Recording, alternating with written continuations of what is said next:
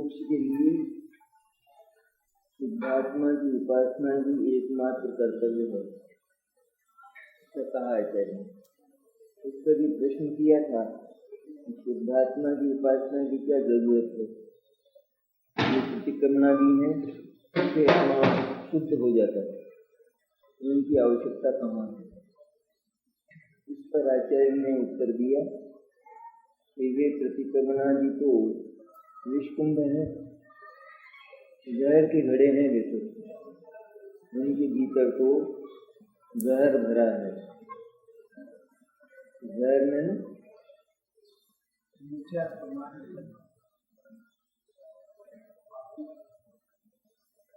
ये जो प्रतिक्रमणादि है वो कौन सा भाव है? शुभ भाव। प्रतिक्रमणादि में शुभ भाव भरा है, उसको कहा आचार्य ने विष का घड़ा। उसमें क्या हुआ? नहीं, सिद्ध नहीं हुआ। सोने जो है वो जहर है, ये नहीं हुआ। गुरुदेव ने जहर कहा कि उसमें उधम मच गया, यानी कहा कि इसमें जहर भरा है। इसमें 8 प्रकार का भाव पुण्यरूप है, विषकुंभ है, उसका घड़ा विष नहीं हुआ, वो पुण्य भाव। जैसे पाप से नुकसान होता है, उसी तरह पुण्य में जो अटक जाता है, पुण्य को जो वास्तव में आत्मशुद्धि का कारण मान ले तो वो भी पाप की तरह कष्ट पाता है, दुख पाता है।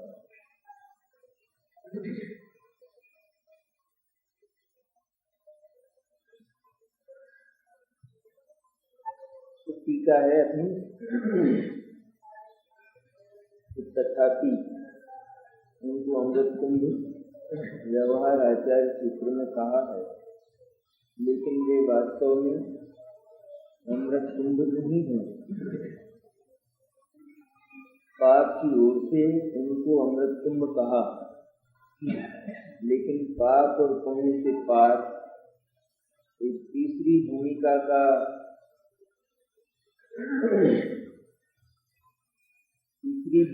का आग्रह जिनको है, तीसरी भूमिका को ही जो एकमात्र मोक्ष मार्ग मानते हैं, मुक्ति का कारण मानते हैं, उन जीवों को, उन ज्ञानियों को वो विषकुंभ और वो अमृत कुंभ दोनों विषकुंभ ही लगते हैं, क्योंकि वे दोनों के दोनों मोक्ष मार्ग के बाधक हैं, साधक नहीं। इसलिए कहते हैं तथापि प्रतिक्रमण अप्रतिक्रमणादि से विलक्षण, तथापि प्रतिक्रमण अप्रतिक्रमणादि से विलक्षण। ये प्रतिक्रमण अप्रतिक्रमण कहा है, बताना जरा कौन सी भाव है ये? प्रतिक्रमण अप्रति है, पुण्य भाव तो कौन सा है? पुण्य भाव कौन सा है? और अप्रतिक्रमण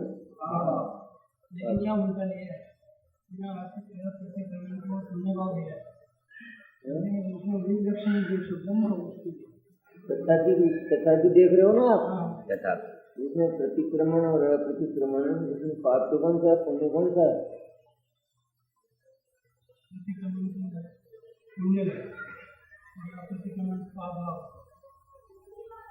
आपने ना उल्टा लिया। हाँ, उल्टा ही लिया ना, वो अभी प्रतिक्रमण आएगा ना। पहली बात बताई गई है जो उल्टा लिया ना, मतलब प्रतिक्रमण और अप्रतिक्रमण पुण्य और पाप से विलक्षण ऐसी अप्रतिक्रमणादि रूप तीसरी भूमिका को न देखने वाले पुरुष को वे द्रव्य प्रतिक्रमणादि अपना कार्य करने को असमर्थ होने से, विपक्ष कार्य करते होने से निष्कुंभगी है। कितना साफ किया है आचार्य। तीसरी भूमिका को जो स्वीकार ही नहीं करते हैं, न देखने वाले में जिनको तीसरी भूमि का अर्थात वितराग भाव, सम्यक दर्शन, ज्ञान, चारित्र जो केवल शुद्धात्मा की उपासना रूप है, जिसका अवलंबन एकमात्र शुद्ध चैतन्य ही है, ऐसी तीसरी भूमिका जिसमें अन्य किसी का अवलंबन सर्वथा वर्जित है, इसमें एकमात्र आत्मा का ही अवलंबन वर्तता है, क्योंकि मोक्ष मार्ग और मोक्ष है। ये मोक्ष मार्ग और मोक्ष में किसी दूसरे के अवलंबन की चर्चा आ ही नहीं सकती, आती है तो फिर वो धोखा है, वो मोक्ष मार्ग नहीं है। क्योंकि जहाँ थोड़ा भी किसी दूसरे के अवलंबन का समर्थन किया जाता हो तो वहाँ वो मोक्ष के विपरीत भाव होने से मोक्ष मार्ग नहीं हो सकता। जहाँ ऐसी बात की गई हो तो उसको क्या समझना, तो धोखा है ये, मोक्ष मार्ग और मोक्ष नहीं है। ये तो साफ और सरल बात है। जिसको हम मुक्ति कहते हैं तो वहाँ स्वावलंबन ही होना चाहिए। मुक्ति किसको कहते हैं, आज़ादी किसको कहते हैं? आज़ादी, भारतवर्ष की आज़ादी में, भारतवर्ष की आज़ादी में नहीं,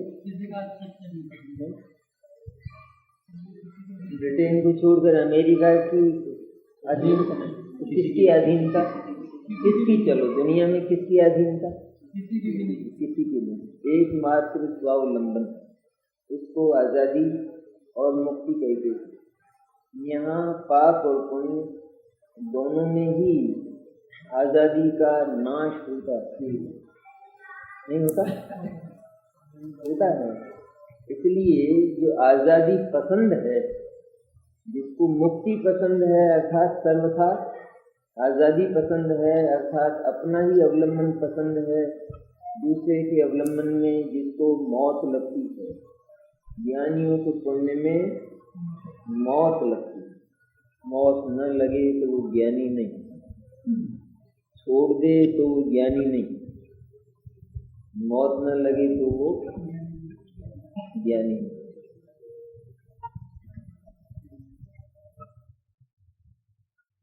वे ब्रह्म सीखने का मार्ग मान लेता है, बल्कि उनको ही वह निरपराध दशा मान लेता है। वो ये मान लेता है कि मैंने अपराध छोड़ दिया, मैंने अपराध का परित्याग कर दिया। जब किया क्या था उसने, क्या किया था, उसने ये किया था प्रतिक्रमण आदि में, मेरे अपराध मिथ्या हो, मेरे दोष मिथ्या हो गए, इस तरह हो जाते हैं नहीं। तो ये कहता है क्षमा कीजिए, मैं माफी चाहता हूँ, हो गया। तो कब होगा,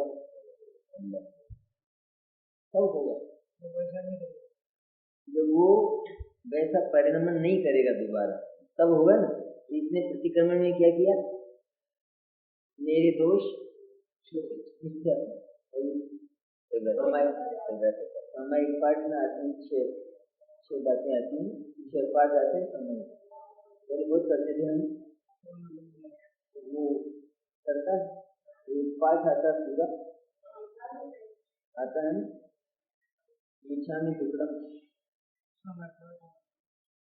वो करता है, उससे हो जाएगा, उससे होता है। वैसा न करे तो हो जाएगा नहीं। तो वो जो विकल्प है वह उस अपराध को तोड़ने में निमित्त तब बनेगा जब वह उस विकल्प को निरपराध दशा नहीं मानेगा, निर्दोष दशा नहीं मानेगा। निर्दोष दशा की ओर जाने के लिए वह एक भूमिका है, इतना माने, पर वह निर्दोष दशा नहीं। जो उसको निर्दोष दशा नहीं मानता, बल्कि निर्दोष दशा आगे है, अलग है, विलक्षण है इससे, ऐसा जिसने माना, तो वो यहाँ ठहरता नहीं, वो इसमें मुग्ध नहीं होता। यहाँ होने पर भी वह यहाँ नहीं है, वो वहाँ है, तीसरी विलक्षण भूमिका में। और जो केवल यही है वो उस तीसरी भूमिका का स्पर्श न कर सकने के कारण ये अपना काम करने में असमर्थ रहते हैं, अर्थात निमित्त भी नहीं बनते।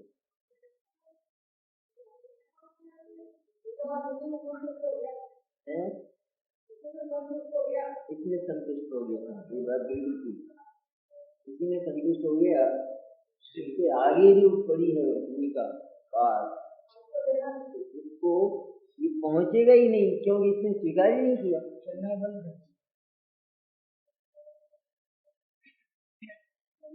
देखो, ये अपराध को समाप्त करने रूप कार्य करते हैं, ये आचार्य भी स्वीकार करते हैं, नहीं? इसलिए लिखा कि अपराध को समाप्त करने रूप अपना कार्य करने में असमर्थ हैं। किसके लिए? जो तीसरी विलक्षण भूमिका को स्वीकार नहीं करता। तीसरी जो वितराग दशा है, सम्यक दर्शन ज्ञान चारित्र की निर्मल दशा, उसका जिसको पता नहीं है और जिसने केवल इसको ही निरपराध दशा मान लिया कि मैंने कर तो लिया ये पाठ, अब मेरे वो रात के दोष मिथ्या नहीं हुए क्या, और शाम को कर लिया तो ये दिन भर की मिथ्या नहीं हुई क्या? हो तो गए, फिर कैसे होते हैं? और मैं कह दिया कि मिथ्या हूँ, मैंने बहुत बुरा किया, मैं क्षमा चाहता हूँ, अब और ज्यादा क्या करूँ? इससे अधिक और क्या होता है? यहाँ तो कुछ नहीं हुआ। लेकिन जिसको वो करना है तो उसको ये विकल्प आता है और आए बिना नहीं रहता।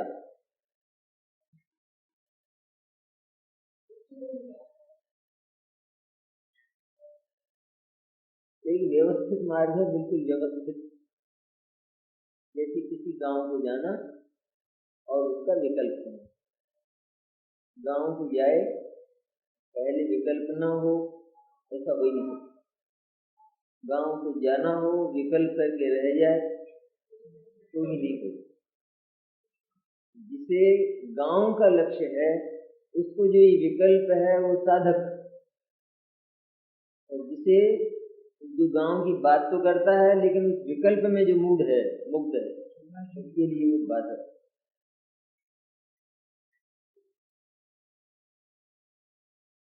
वे द्रव्य प्रतिक्रमण आदि अपना कार्य करने को असमर्थ होने से, विपक्ष कार्य करते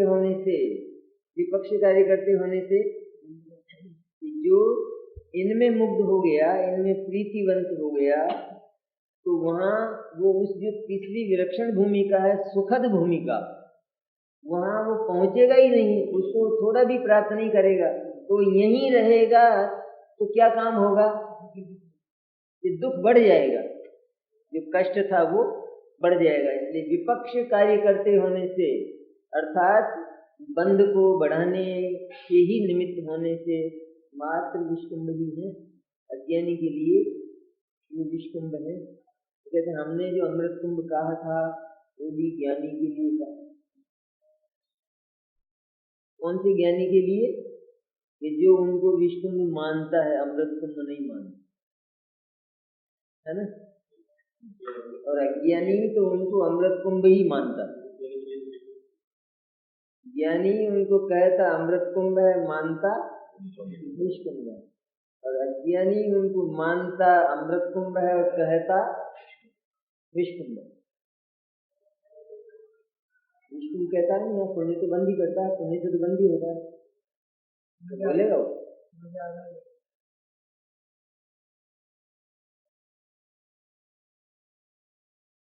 जो अप्रतिक्रमणादि तीसरी भूमि है, वह स्वयं शुद्धात्मा की सिद्धि रूप होने के कारण समस्त अपराध रूपी विश्व के दोषों को सर्वथा नष्ट करने वाली होने से साक्षात स्वयं अमृत कुंभ है।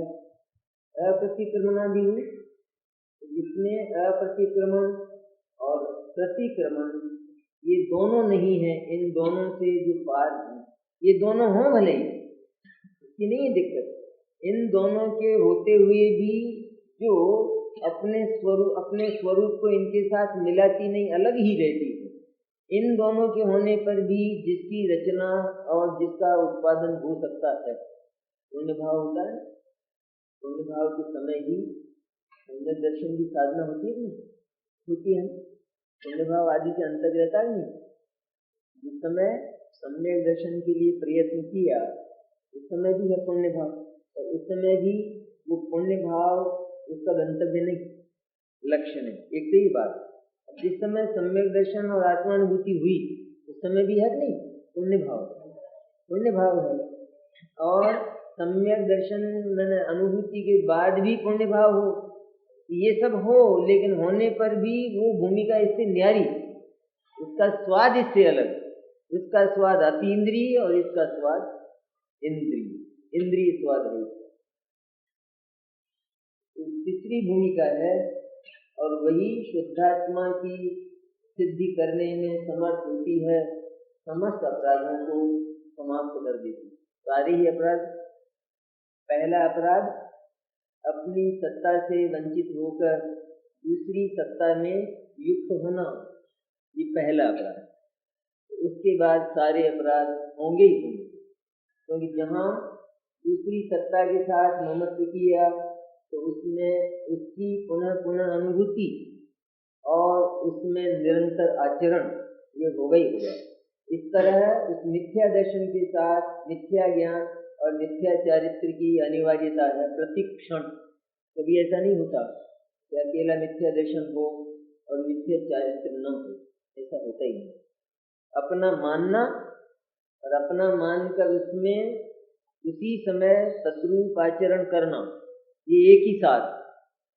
सम्यक दर्शन जब होता है तब इस तीनों का जन्म, अपना मानना शुद्धात्मा को, उसी में अपनी अनुभूति करना और उसी में आचरण करना, भले किंचित हो थोड़ा हो, लेकिन उस आचरण का जन्म होता है निश्चित रूप से।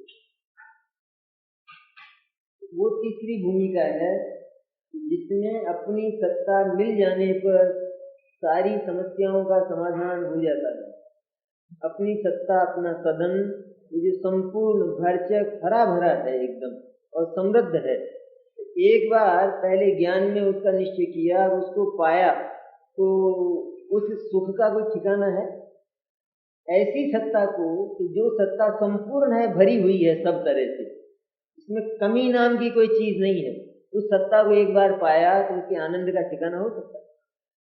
और उसमें फिर किसी दूसरे की याद आ सकती है, सारे दोषों का परिहार हो गया नहीं हो।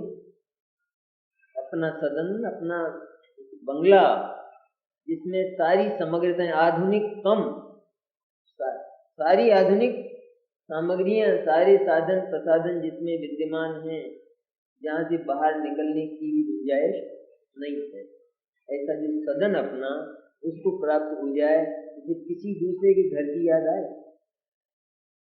चैतन्य सदन वो ऐसा ही संपूर्ण है कि जिसमें सारी सुख सुविधाएं सारी उसी में भरी है, और जिस एक बार पाया तो फिर जगत के किसी पदार्थ के प्रति उसका मन विकलता नहीं, कलित नहीं होता। इसलिए वह सत्ता सारे ही दोषों को दूर करने में समर्थ है। इसकी सच्चाई, इसकी प्रामाणिकता अपनी ज्ञान में आना चाहिए ना। आचार्य ने लिखा है कि समस्त अपराध वृत्ति विश्व के दोषों को सर्वथा नष्ट करने वाली होने से साक्षात स्वयं अमृत कुंड है। अपने ज्ञान में नहीं आनी चाहिए बात ही कि अमृत कुंड कैसे है वो। तीसरी भूमिका, क्योंकि उसमें एकमात्र अपनी ही सत्ता में लीनता है, अपनी ही सत्ता में अवगाहन है उसमें, और वहाँ कष्ट का नाम निशान भी नहीं है। इसलिए वहाँ किसी दूसरे की याद नहीं आती। ऐसा बंगला हो अपना तो दुनिया के किसी बंगले की याद आए? दुनिया के बंगलों में तो कमी हो, अपना बंगला ऐसा हो कि जिसमें कोई कमी नहीं हो, 12 महीने भी बाहर नहीं निकले तो कोई दिक्कत तो आए किसी की याद? चैतन्य सत्ता ऐसी है, एक बार एक क्षण उसकी अनुभूति हो जाने पर सारे जगत से मन फिर जाता है, छू छू लगता है उसको सारा जगत। जगत का नाम लेते ही ज्ञानी को क्या लगता है?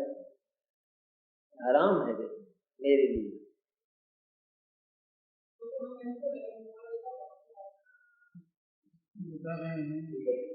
मैं बताऊं, ये बता रहे हैं, इनसे बड़ा हो सकता है? सबसे बड़े हैं, बता रहे हैं ना कि आत्मा है तू, इसमें भी है क्या संदेह? और आत्मा है तो ऐसा है वो, ऐसा एक बार विश्वास करो। ठीक है, तो विश्वास में थके बहुत लगते हैं, विश्वास ही बहुत महंगा हो रहा है, जिसमें हल्दी खिचड़ी लगती नहीं है वो भी महंगा विश्वास, इतना विश्वास नहीं होता जी।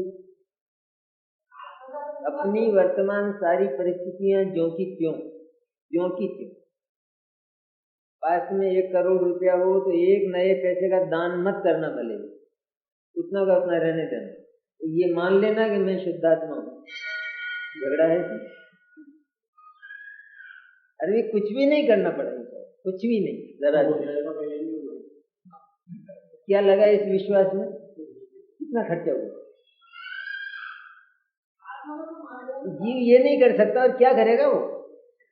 दुनिया के जितने भी व्यवसाय हैं वे सब अर्थ साध्य हैं, पैसा साध्य नहीं है। दान भी करे तो पैसा चाहिए, और भगवान की पूजा करे तो 5 रुपए चाहिए कम से कम, नहीं चाहिए। और ये आत्मा का विश्वास करे तो कितने रुपए?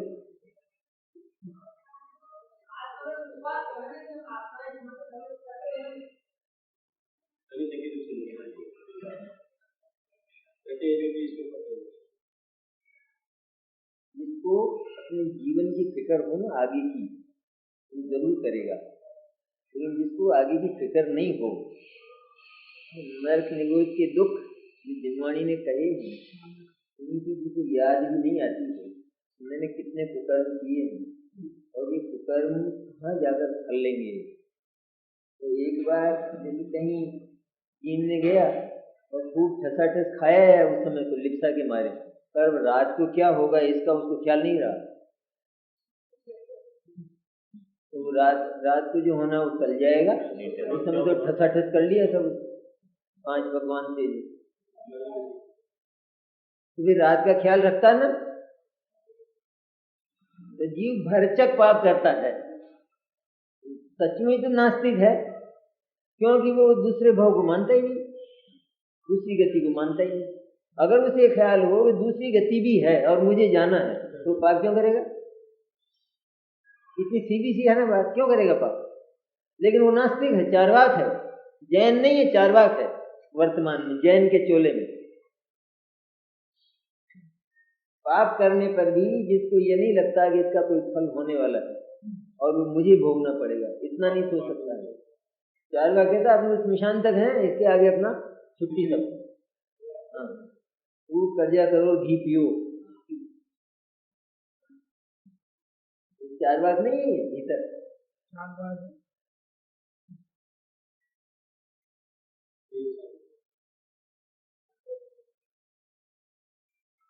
केवल वही कक्षा ऐसी है इन 2 कक्षाओं से पार, और वह कक्षा इन 2 कक्षाओं के रहते भी हो जाती है। क्या चाहिए?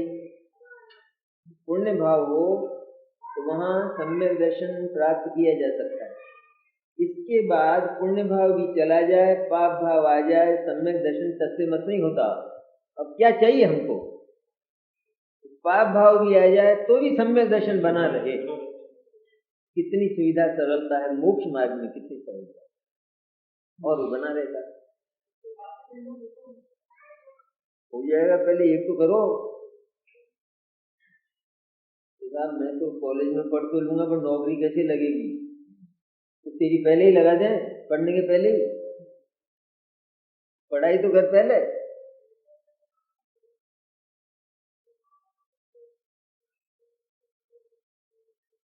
इसलिए वह दशा, वह भूमिका में, वह कक्षा, वह दशा सारे अपराध को नष्ट करने में समर्थ है, इसलिए वह अमृत का ग्रह है। वहाँ अमृत का वास है, उस जगह अमृत रहता है और वहाँ रहकर अमृत की ही अनुभूति होती है। ये अमृत की, अमृत किसको कहते हैं? अमृत कौन है? अमृत आत्मा है ना, स्वयं है। अमृत मन जो मरे नहीं, मरता है, और अमृत मन मरता नहीं, मृत मन मरा हुआ, और अमृत मैंने जिंदा। अमृत के नाम से कई बातें प्रसिद्ध हैं, जैसे एक तो देवों का अमृत, लेकिन वो अमृत ऐसा है कि उसको पीते पीते ही मर जाते हैं। ऐसा अमृत है बढ़िया कि वो उसको पीते पीते ही मर जाते हैं देव। इसलिए अमृत, मृत मैंने मरा हुआ, और अमृत मैंने जीवंत है जो सदा। ऐसा जो आत्म तत्व है, जब उसको जाना जाता है और उसकी अनुभूति होती है तो उसमें अमृत तत्व की अनुभूति होती है। मैं मरा ये अनुभव उसमें तो क्या होता है, मैं जीवंत हूँ ये अनुभूति। भगवान सिद्ध क्यों सुखी है और अपन क्यों दुखी है? क्यों दुखी है? संयोगों से है क्या? संयोग तो वहां भगवान के पास नहीं है, खुद के संयोग भी नहीं है, तो भी वे दुखी नहीं है। तो कौन सी अनुभूति से सुखी है वो? कि मैं जीवंत तत्व हूँ, ये अनुभूति है। भगवान अनंत और सिद्धि अपनी अनुभूति क्या है? कि आज मरा कल मरा, आज मरा कल मरा। ये दुख तो होगा ही, और क्या होगा? तो कहाँ से आएगा? मृत्यु की अनुभूति जहाँ हो प्रति समय, तो उसमें कभी भी शांति की अनुभूति नहीं हो सकती। आत्मा साक्षात अमृत तत्व है। इस अमृत तत्व की अनुभूति की निरंतरता, उसी का नाम सुख है। साक्षात स्वयं अमृत कुंड है, और इस प्रकार वह तीसरी भूमि व्यवहार से द्रव्य प्रतिक्रमणादि को भी अमृत कुंभत्व साधती है। हो गया? नाश तो नहीं किया व्यवहार का, कोई में तो नहीं पटका। तो क्या किया? वो जो द्रव्य प्रतिक्रमणादि हैं, वे भी इसके साथ होने पर अमृत कहलाते हैं। क्या अमृत है? अमृत है तो क्या है फिर? देखो कितनी अच्छी है बात। वे जो द्रव्य प्रतिक्रमणादि हैं, वे स्वयं अमृत नहीं है, पर वे विष हैं वास्तव में, क्योंकि वे राग रूप हैं। और जो राग है वो आत्मा का वैरी है। वे राग रूप होने पर भी जब वे इसके साथ हो जाते हैं तो अमृत कहलाते हैं। अमृत कहलाते हैं अर्थात वे मुक्ति के साधन कहलाते हैं।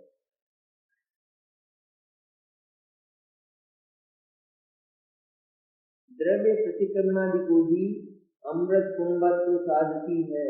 इन पर भी अमृत तत्व का आरोप आता है, इन पर भी अमृत तत्व का उपचार आता है, अर्थात इनको भी अमृत कुंभ के नाम से पुकारा जाता है। जहाँ से अमृत को जाया जाता है वह भी अमृत नहीं। इसलिए कहा अमृत, अमृत को जहाँ से पहुंचा जाता है उस जगह का नाम भी अमृत। यद्यपि वो अमृत नहीं है, उसको छोड़ने पर अमृत, अमृत उससे अलग है, उससे दूर है, वो अमृत नहीं है। उसको अमृत क्यों कहा? क्योंकि वहां से अमृत को जाया जाता है, इसलिए उसको अमृत कहते हैं। जितना भी जैन दर्शन में जो पुण्य की चर्चा है ना, वो किस लिए है? पुण्य भाव की सिर्फ एकमात्र उपयोगिता है, सिर्फ एक काम आता है। वो क्या? वो हो तो आत्मा की साधना कर लो बस, और किसी काम का है, और किसी काम का वो हो तब सिर्फ आत्म साधना कर लो। आत्मा का विचार, आत्मा का चिंतन, तत्व का चिंतन, और फिर आत्मा की अनुभूति पुण्य परिणाम होने पर कर लो। बस केवल एक ही उपयोग है उसका, और दूसरा उपयोग उसका नहीं। एक ही बात, सारे ही संपूर्ण, और जगह नहीं है बात। और जगह तो साध्य है पुण्य, वहां है साध्य, और यहाँ है वो असाध्य, स्वयं ही सारा का सारा। यहाँ तो वो है, वहां तक तो कुछ भी नहीं है, सब कुछ उससे आगे पड़ा जितना भी जरूरत है। सारी जितने अपने धार्मिक कार्य होते हैं उनमें भी ऐसा वैसा ही है। जैसे कुछ लोग ऐसे हैं कि जो मंदिर ही नहीं आते, दर्शन पूजन नहीं करते। कुछ लोग ऐसे हैं जो मंदिर आते हैं और दर्शन पूजन करते हैं। दर्शन पूजन करते हैं, भगवान के हाथ जोड़ते हैं, स्तुति बोलते हैं, ये सारा जितना कुछ उपचार होना चाहिए पूजन में भी, नहाते हैं, द्रव्य धोते हैं, द्रव्य चढ़ाते हैं, पूजा बोलते हैं, ये सब करते हैं। तो यहाँ तक हो गई पूजा हो गई या कुछ बाकी रहा? तो और अभी सारा बाकी है। तो जो पूजा की भाव भूमि है, अगर वो नहीं है तो कुछ भी नहीं हुआ। तो जहाँ का तहीं है ना, पूजा की भाव भूमि अगर नहीं आई तो वो तीसरी भूमिका। एक तो वे लोग कि जो मंदिर आते ही नहीं, दर्शन पूजन नहीं करते। एक वे जो आए और उन्होंने ये सब किया। दो बातें तो हो गई। तीसरी भूमिका कौन सी है? तीसरी भूमिका वो मैंने जिस भाव से पूजा होती है, पूजा में भगवान के प्रति भक्ति का जो भाव चाहिए, वो भाव इन दोनों से न्यारा है। जो मंदिर नहीं आए वे पापी, उनसे भी वो न्यारा। जो मंदिर आए लेकिन उन्होंने उस भाव भूमि को स्पर्श नहीं किया, तो उससे भी न्यारा है ना। और सब किया उसके पहले जितना था उतना, लेकिन वो तीसरी भूमिका है नहीं। ये दोनों हो जाएं लेकिन फिर भी वो तीसरी ना हो। और अगर वो तीसरी हो जाए तो मेरी सबका नाम पूजा, सबका नाम दर्शन। नहाने का नाम भी पूजा, द्रव्य धोने का नाम भी पूजा, द्रव्य चढ़ाने का नाम भी पूजा, पूजा बोलने का नाम भी पूजा। सभी कहेंगे क्या कर रहे हैं आप? तो मैं पूजा करो। खड़ा हुआ तो क्या क्या बोला? पूजा करो। द्रव्य इधर उधर किया तो क्या करो? पूजा करो। द्रव्य धोया तो क्या कहा? वो भाव भूमि अगर है तो इसको पूजा की संज्ञा मिल जाती है। और वो भाव भूमि नहीं है तो ये विपक्ष का कार्य करते होने से, अर्थात वही है वो, कुछ भी नहीं हुआ उसको, बल्कि पहले जो दर्द था वही बड़ा है और कुछ नहीं हुआ। ये लोक में नहीं है, ये बातें नहीं है, तीनों की तीनों है कि नहीं?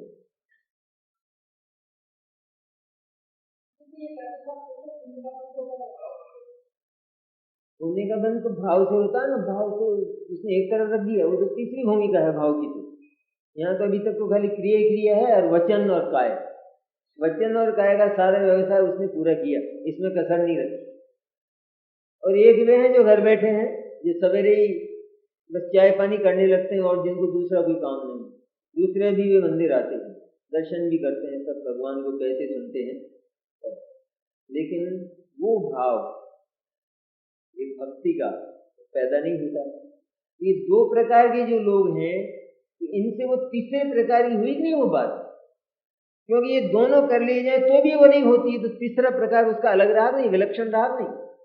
तो वो विलक्षण भाव भूमि आती है तो ये एक जो है वो पूजा के नाम से प्रसिद्ध, उसकी हर क्रिया पूजा के नाम से, तो वो भी अमृत कुंभ कहलाती है, मतलब वो भी पूजा कहलाती है। इस तरह आत्मा की सन्मुखता से सम्यक दर्शन ज्ञान चारित्र हो तो उसके जितने भी निमित्त, जितनी भी उसकी भूमिकाएं हैं, ये सब उसके साधन, उसके हेतु, उसके निमित्त, उसके कारण कहलाती हैं। इस प्रकार अमृत कुंभ कहलाती है। सर्वत्र ही है बात, सर्वत्र ही, सारे ही।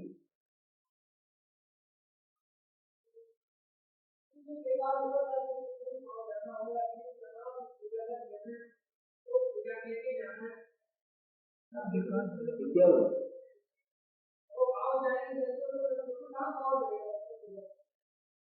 भाव कहाँ चला गया?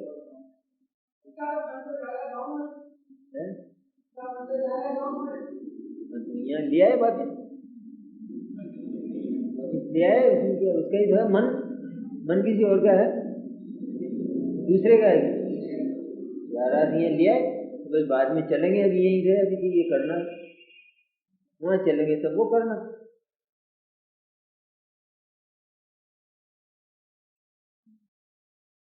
तो ये तीन बातें बिल्कुल साफ हैं, हर कार्य में साफ है। कोई किसी को भूख है तो रसोई में जाता ही नहीं, सोता रहता, एक तो ऐसा। दूसरा गया रसोई में गया, सब साफ किया, सारा सब पोछा लगाया, राख साफ की, सारे बर्तन साफ किए, सब अब काम हो गया।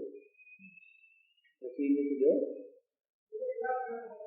अब पूरा काम बाकी है नहीं। वो खाने की उपादान सामग्री हो और उसमें परिणति हो, तब तो इस सबको रसोई बनाने के नाम से, तब तो भले ही केवल धुआं ही किया हो तो भी इसको रसोई बनाना चाहिए।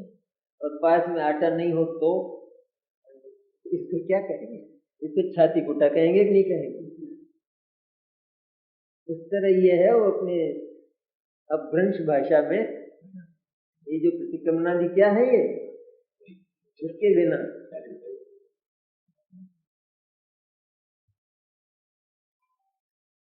रसोई के संवारे खाना नहीं बनाए वो गायब।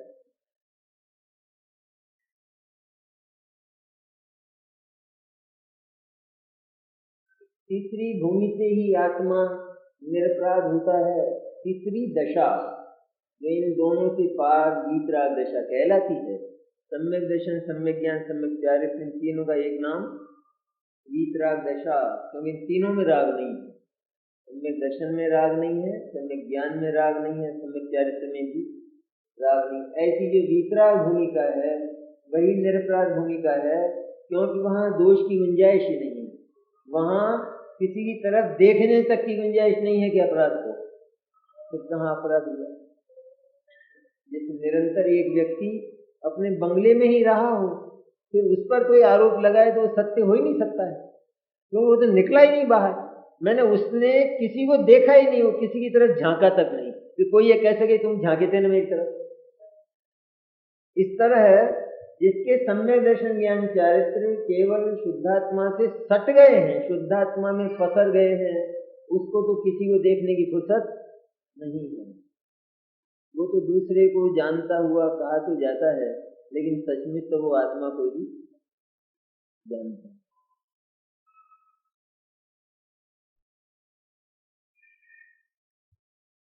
उसके अभाव में द्रव्य प्रतिक्रमणादि भी अपराध ही हैं। आ गया?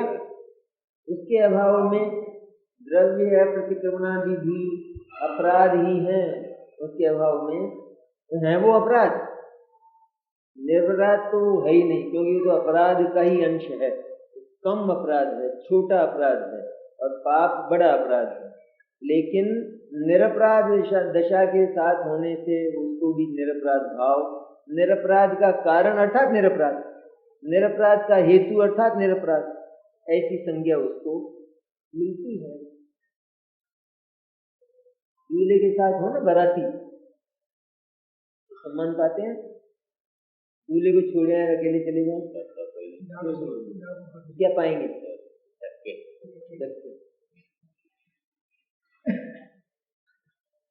दूल्हे को छोड़कर आ जाए और सारी तैयारी कर रखी हो सबने, और वो कह देगा दूल्हा तो आने वाला नहीं है, हम ही आए हैं। वो जो नाश्ते वाश्ते की तैयारी कर रखी हो नहीं देंगे। क्यों नहीं देंगे?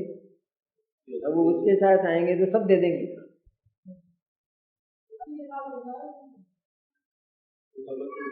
यहाँ ये अकेले आते हैं, बिना दूल्हे के आते हैं। ये बारात, ये द्रव्य प्रतिक्रमणादि की बारात नहीं है, बारात नहीं। 28 मालूम क्या है?